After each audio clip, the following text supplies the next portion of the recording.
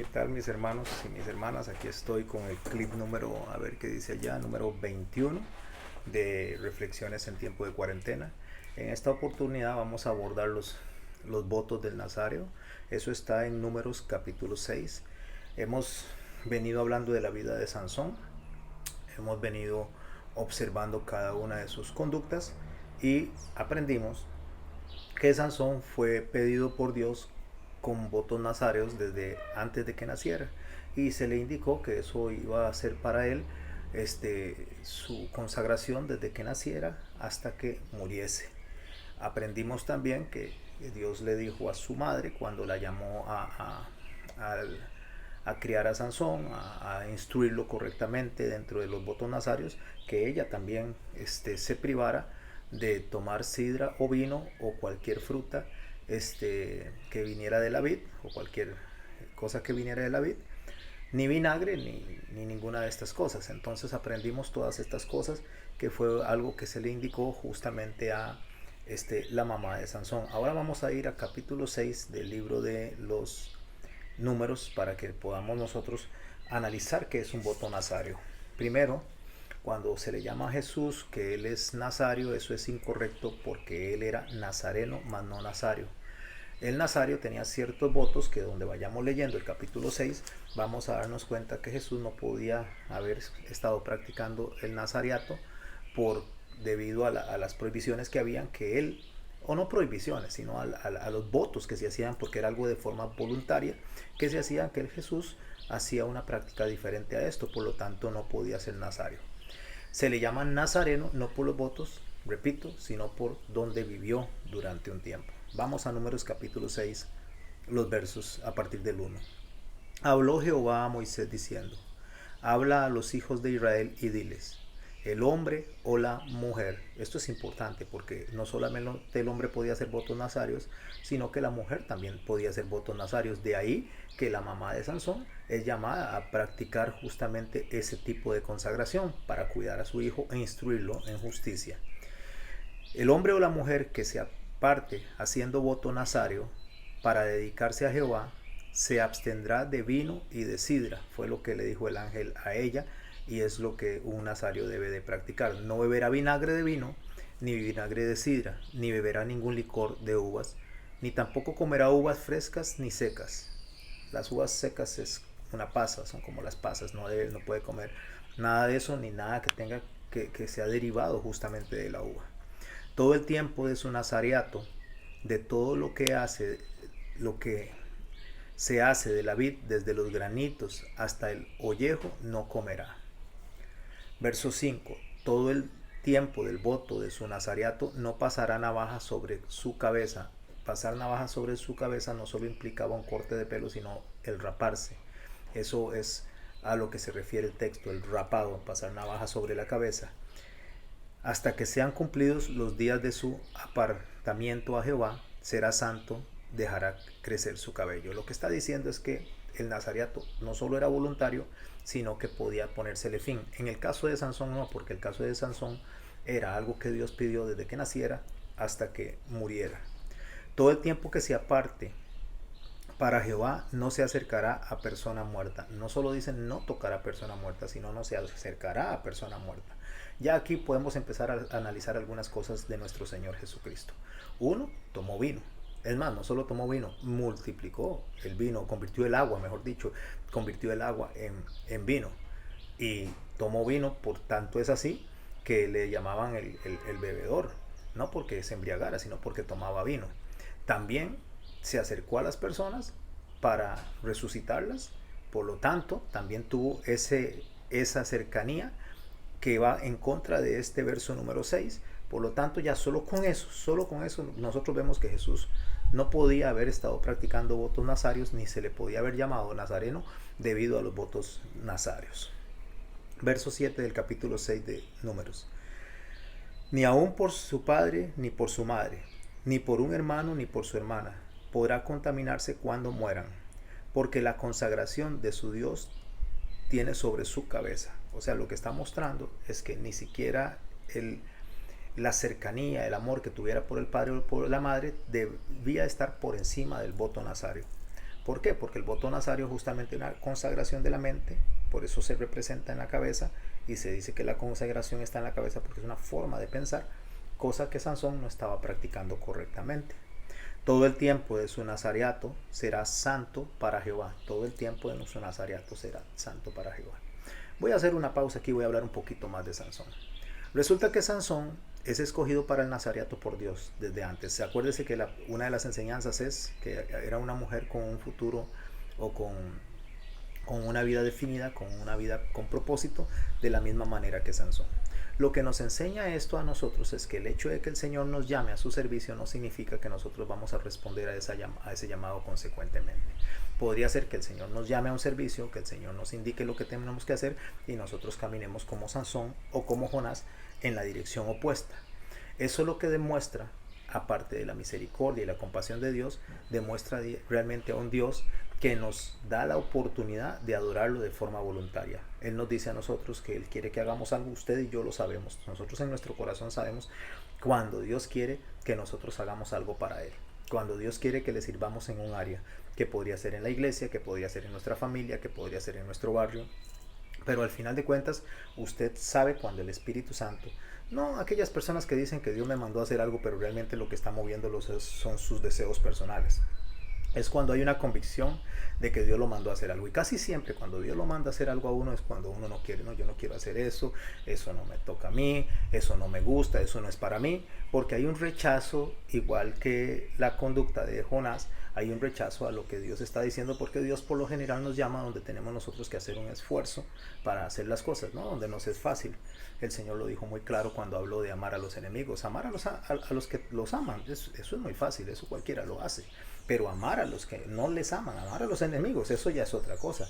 Lo mismo está en el servicio. Si a usted le gusta cantar y decir que Dios lo llamó para cantar, eso está muy sencillo. O sea, está muy sencillo porque no implica ningún esfuerzo, no implica ningún ejercicio de la voluntad en esa dirección, no. Si a usted le gusta mucho cocinar y dice que el Señor lo llamó a cocinar y usted está feliz haciéndolo de la cocina, pues no hay ningún esfuerzo tampoco. Y ahí va con cada una de las cosas. Pero cuando usted siente que el Espíritu lo llamó para algo, ejemplo, el Espíritu le dice, hágase cargo, para tener una idea, a un hombre, hágase cargo del grupo de varones, y no le gusta y no quiere, pero sabe en sus adentros que Dios se lo está pidiendo, ahí sí es donde tiene que tomar una decisión como la que tenía que tomar Sansón, como la que tenía que tomar Jonás. Y eso es algo que trabaja en la mente, por eso la consagración está en la cabeza. Y Dios nos da a nosotros la capacidad, porque la capacidad va en contra de lo que nosotros, para nosotros nos gustaría hacer de forma que nos agrade a nuestro espíritu. Bueno, todo el tiempo de su nazareato, dice, será santo para Jehová. Santo es apartado, no es sin pecado. No significa que las personas que vienen al servicio del Señor o los que venimos al servicio del Señor no nos equivocamos, que a partir de ese momento jamás no volvemos a pecar. No, eso no es cierto. Santo es que es apartado para el servicio para Dios y tiene que hacer un esfuerzo, tiene que hacer un proceso de cambio de su vida para que cada día vaya agradando al Señor. Verso 9. Si alguno muriere súbitamente junto a él, su cabeza consagrada será contaminada. Por tanto, el día de su purificación rapará su cabeza, al séptimo día la raerá. Repito, rapará. Esto es muy importante, rapar. Y el día octavo traerá 2 tórtolas o 2 palominos al sacerdote a la puerta del tabernáculo de reunión. Y el sacerdote ofrecerá el uno en expiación y el otro en holocausto. Y hará expiación de lo que pecó a causa del muerto y santificará su cabeza en aquel día. Lo que nos enseña el texto hasta aquí en este momento es que la persona que se equivoca cuando está sirviendo al Señor, la persona que cae en ese proceso de pecado, Dios le da la oportunidad de poder rehacer, de poder restablecer las relaciones con Él, de poder llegar en arrepentimiento y poder corregir el rumbo. Siempre Dios da eso porque Dios es un Dios de misericordia. Sansón, por el contrario, en lugar de corregir su conducta, terminó con su conducta mala porque terminó pidiendo venganza por sus ojos y no realmente por restaurar el nombre del Señor delante de los filisteos. Eso ya lo hablamos en la otra oportunidad y no voy a dedicarle más tiempo a eso, pero sí Dios nos da la oportunidad a nosotros de restaurar el camino, de rehacer el camino y empezar a continuar por el sendero que Él nos indicó que debíamos de tomar, como pasó con Jonás también. Y consagrará para Jehová los días de su nazareato y traerá un cordero de un año de expiación por la culpa, y los días primeros serán anulados por cuanto fue contaminado su nazareato. Esta es pues la ley del nazareato. El día que se cumpliere el tiempo de su nazareato, vendrá a la puerta del tabernáculo de reunión. Se acaba la promesa. Si la promesa era por un año, si era por 2 años, si era por 10 años, terminado eso, tiene que ir delante del tabernáculo y presentar el cordero, lo cual significa que hay que llegar. Si la persona hizo una oferta de nazareato y tiene su término, porque el plazo es escogido por cada individuo, entonces llega al final y se presenta delante de Dios con su cabeza rapada, lo cual significa que tiene que presentarse de una forma correcta delante de Dios para que sea acepto el servicio que se dio delante de Dios. Voy a llegar hasta el verso 18 de este capítulo 6. Vamos a pasar estos otros versos y dice así: entonces el nazareo raerá a la puerta del tabernáculo de reunión su cabeza consagrada, y tomará los cabellos de su cabeza consagrada y los pondrá sobre el fuego que está debajo de la ofrenda de paz. Cuando termina el nazareato, se rapa la cabeza, porque esto es lo importante, se rapa la cabeza totalmente. Entonces esos cabellos los presenta donde se presenta la oferta del tabernáculo, porque lo que representa esto es que mis pensamientos y mi mente se los entrego a Dios. Termino mi voto de nazareato, pero mi mente va a seguir consagrada para Dios. Aunque no estoy consagrándome físicamente en mi apariencia, me estoy consagrando en mi espíritu y en mi alma para siempre para Dios. Y entonces mis cabellos, lo que me rapé, se presenta en el altar del holocausto.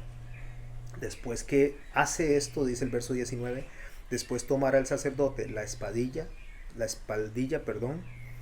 cocida del carnero, una torta sin levadura del canastillo y una de hojaldre sin levadura, y las pondrá sobre las manos del nazareo. Toma la espaldilla, que es como el lomito, para darle un ejemplo, para tener una idea nosotros, prepara todas estas ofrendas y se las da al hombre que está entregando su cabello rapado en el altar del holocausto. Dice: y el sacerdote mecerá aquella ofrenda delante de Jehová, lo cual será cosa santa del sacerdote, además del pecho mecido y la espaldilla separada. Después de esto, el nazareo podrá beber vino. Ok, eso es lo que tiene que ver con los votos nazarios. Déjeme explicarlo un poquito más. Esto es una figura más o menos de esta manera. Hay diferentes formas de servirle al Señor, hay diferentes formas de entregarse al Señor. Sansón tenía una forma, tenía un llamado de por vida, o sea, tenía un llamado desde que nace hasta que muere, debía mantenerse ahí. Él lo hizo todo lo contrario, lo cual nos enseña a nosotros que aunque Dios nos llame, podríamos estar actuando en contra de ese llamado que Dios nos hizo. Pero también hay otro llamado, y son llamados que no son de por vida, son llamados que son temporales. Ese es el voto nazario, o sea, temporalmente voy a hacer esto para Dios, pero mi mente y mis pensamientos sí son para siempre. Mi mente y mis pensamientos. Voy a trasladarlo a aplicaciones de iglesia. El pastor, como en este caso mi persona, los ministros, todas las personas que tienen que ver con la dirección del cuerpo de Cristo, como local, como ofrenda local, es un llamado de por vida. O sea, mi llamado como pastor y mi llamado al servicio es de por vida, hasta que yo me muera. Y hasta allá debo de llevar yo mi mente y mi corazón al Señor, junto con mis acciones, que es la parte exterior, lo que se ve en el cabello largo o en las orejas, es la apariencia, lo que se logra ver. Entonces, lo que se ve tanto espiritual interno como externo, que es lo que el Apocalipsis dice que el Señor va a examinar en un libro que está escrito por dentro y por fuera, es mi exterior, cómo me conduje delante de los demás, y mi interior, cómo me conduje delante de Dios. Entonces, esa examinación que Dios hace de mi exterior y mi interior va a ser hasta, para mí como pastor y para las personas que ministran, va a ser hasta que nos muramos. Pero tal vez usted podría ser que usted dice, bueno, yo voy a servir en la iglesia en X área, no es el pastorado, pero usted dice, mira, yo voy a servir en la iglesia en un área definida, no voy a decir cuál, voy a dar un ejemplo por, por decir algo, yo voy a servir al Señor durante 6 meses, porque durante estos 6 meses no estoy entrando a la universidad, no estoy estudiando, entonces voy a servir a este Señor 6 meses en estas diferentes áreas en la iglesia. Tiene un tiempo definido, usted le ofreció al Señor ese servicio y tiene que cumplirlo durante los 6 meses. Terminados los 6 meses, se presenta delante de Dios, que es lo que está haciendo el Nazareo, se presenta delante de Dios y le dice: Señor, ya cumplí, para que usted mismo se examine lo que Dios puede estar examinando de usted en su interior, si usted eso lo hizo correctamente por lo que, por el objetivo correcto, y si realmente sus intenciones eran las correctas. Ahí es donde está esa examinación, y se presenta delante de Cristo, porque Cristo es el que toma esa ofrenda y la presenta delante del Padre para que sea acepta. Porque si lo hizo por la motivación correcta, que es adorar y agradar a nuestro Señor Jesucristo, esa ofrenda llega hasta el Padre. Si se hace porque no tenía otra cosa que hacer, no tenía mi tiempo, no estaba libre, o si se hace porque me vean, porque me aplaudan, o si se hace porque estoy aburrido, ¿cuál es la motivación? Esa es la parte interna que va a ser examinada dentro del voto nazareato. Cuando digo voto nazareato, no es de acuerdo a lo que está en número 6, sino lo que nosotros estaríamos haciendo delante de Dios. Entonces, si usted y yo lo hacemos de la manera correcta, eso es una ofrenda que es aceptada delante de Dios.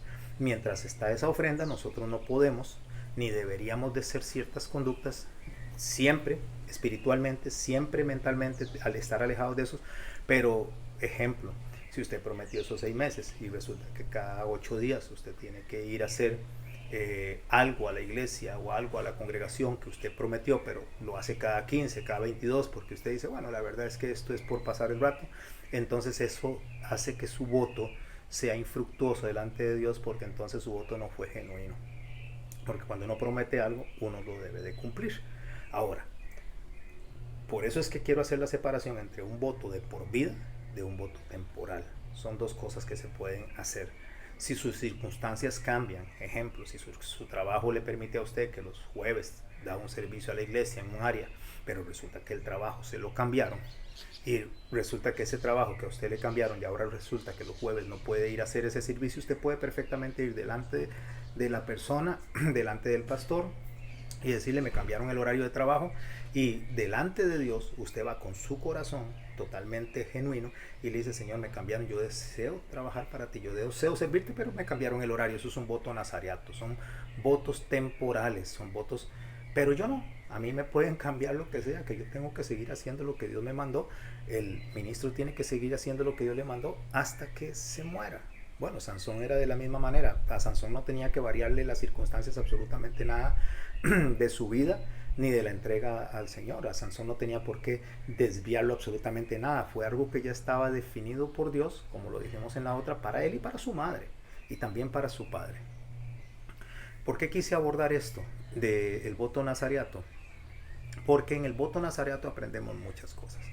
Y una de las cosas que aprendemos es a diferenciar el servicio que cada persona tiene que dar. Porque justamente cuando las circunstancias cambian, entonces algunas personas, especialmente líderes de iglesia o pastores, se enojan con la otra persona porque las circunstancias le cambiaron. Pero esa persona no debe ni está obligada a atender eso de por vida, porque fue algo temporal. Con esto en la mente, entonces me gustaría que lo guarden, lo conserven, lo del voto nazareato, para que al final de la prédica podamos entender algo muy, muy bueno. Cuando el Señor dice en los últimos versos que leímos, que después de haberse rapado la cabeza, haber presentado en el altar del holocausto y quemado esos vellos de la cabeza, se rapó y quemó todo eso que representa el pensamiento, le entrego mi forma de pensar a Dios, le entrego mi forma de llevar las cosas en mi espíritu a Dios, le entrego todo mi interior a Dios. En ese momento ya puede ver, así dice el texto, ya puede beber vino y sidra, lo cual significa que entonces ya ahora sí puede hacer lo que quiere hacer. Pero primero tiene que hacer esto, decirle a Dios: Señor, ya no voy a seguir haciendo esto porque mis circunstancias cambiaron, pero mi mente y mi corazón y mi alma y mi espíritu, donde quiera que vaya, donde quiera que esté, a la hora que sea, con las personas que sean, va a seguir entregado a ti. ¿Por qué? Porque una cosa es mi exterior, lo que hago para el mundo, y otra cosa es mi interior, la conexión y lo que es la comunión que yo tengo con Dios. Son dos cosas diferentes. Por eso es que en el Apocalipsis dice que va a tomarse el libro de la mano derecha del que está sentado en el trono, que está hablando de acción de juicio, de acción de cobrar lo que se le ofreció, porque la palabra de Dios en Eclesiastés dice que cuando le haces ofrenda a Dios no tardes en cumplirla. No vaya a ser que Dios destruya la obra de sus manos por haber nosotros sido insensatos, porque a Dios no se le va a pasar por alto esto. Estoy parafraseando el texto. Entonces toma el rollo que está en la mano derecha, el que está sentado en el trono, dice, y lo abre y está escrito por dentro y por fuera. Y más adelante de una vez dice que son las acciones justas de los santos. Vea qué interesante. Lo que hace el Señor es tomar el testimonio de Jesús, que es el que toma eso con los 7 sellos, el testimonio de Jesús delante de Dios, para ver si usted y yo fuimos consecuentes con lo que dijimos que éramos y con lo que le ofrecimos a Él para hacer. Ese fue el problema que tuvo Ananías y Zafira. Ananías y Zafira no tenían que dar nada. Ananías y Zafira no tenían que dar de su heredad nada. Pero una vez que lo ofrecieron, tenían que cumplirlo. Una vez que lo ofrecieron, tenían que cumplirlo. Entonces, mi hermano, usted y yo fuimos salvos por gracia. Fuimos salvos porque a Dios le plació en su misericordia salvarnos. Eso produce que usted y yo queramos agradar a Dios en nuestras acciones. No por ello significa que nuestros actos, que nuestras obras van a salvarnos. Son consecuencia y son resultado de la gratitud que hay en nuestro corazón porque nos salvó. Dios no nos está pidiendo nada. Pero una vez que Dios recibe su oferta del servicio para Él por el tiempo que usted lo definió, tiene que cumplirlo. Y no solo tiene que cumplirlo externamente, sino con gusto, con ganas, con buen deseo, sin quejarse, constantemente y siempre presentándose delante de Dios con un corazón dispuesto a hacer las cosas. No olviden suscribirse en mi canal. Necesito llegar a 1000 personas para que puedan permitirme transmitir en vivo. Llegando a eso, entonces ya puedo transmitir en vivo a través de YouTube y eso me va a ayudar. Son las restricciones que tiene YouTube. Invite a otras personas a que me ayuden a llegar. No tengo muchas personas, son 140 y algo, creo 142 personas que se han suscrito. Pero ahí vamos, poquito a poco, uno cada día. Ayúdenme, suscríbase, ponte ahí. Nos vemos el sábado mañana todavía nos queda otra enseñanza, hasta el viernes. Nos quedan varias enseñanzas y el sábado terminamos con la prédica. Aproveche todos estos pequeños mensajes para que vaya formando una plataforma, para que ya vayas poniendo las bases, para que el sábado, aunque es una prédica individual, o sea, es una prédica separada, me refiero en cuanto a la idea de la prédica tiene inicio y tiene final, pero todo esto que hemos puesto durante esta semana y lo que vamos a estar poniendo le va a enriquecer a usted la comprensión y el entendimiento de ese mensaje. Muchas gracias, que Dios les bendiga mucho.